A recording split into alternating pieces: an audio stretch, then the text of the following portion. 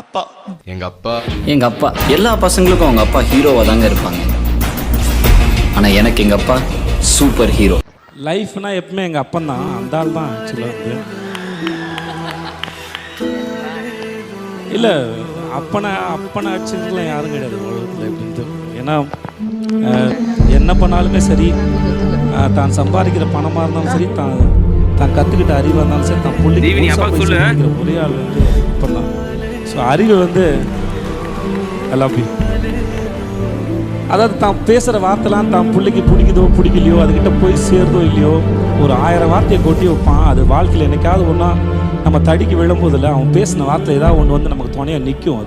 அது அறிவை கொடுக்கும். அது எங்கள் அப்பா நிறைய எனக்கு கொடுத்துருக்கான்னு நினைக்கிறேன். அதை நான் இங்கே நிற்கிறேன்.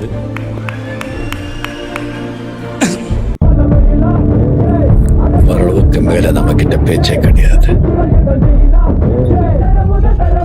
வீச்சுதான்.